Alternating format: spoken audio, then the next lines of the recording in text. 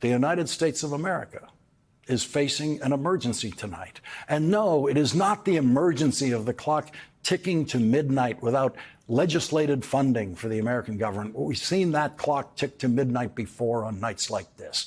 The emergency the United States of America is facing tonight is an emergency the United States of America has created for the world.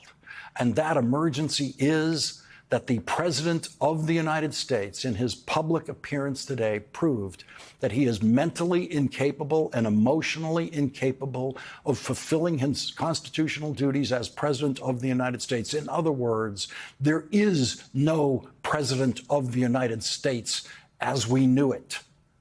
There is no functioning intelligence, no functioning judgment mechanism within the mind of the current holder of the title, President of the United States. And that person is also the holder of the nuclear codes that could destroy the planet in seconds.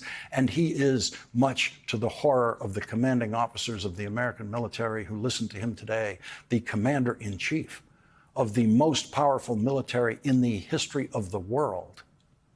Much of the news media made the mistake of believing that all of the American commanding generals and admirals were being summoned to Quantico, Virginia, to listen to the small man of small experience who is currently the Secretary of Defense. That was obviously a fraudulent reason for demanding that all the generals and admirals fly from all over the world, leaving their command posts, to listen to a speech.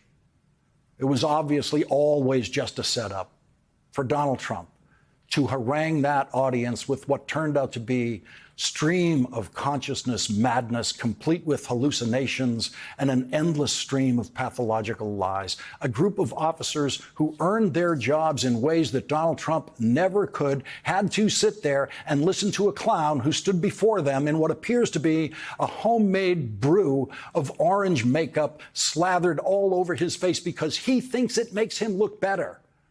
And I guess maybe we should accept Donald Trump's judgment about that one thing, that the madman orange makeup he slathers on himself makes him look better. Maybe it does.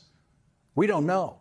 Maybe the actual sight of the actual color of his 79-year-old skin is much worse than the orange clown confection that he chooses, but we don't know.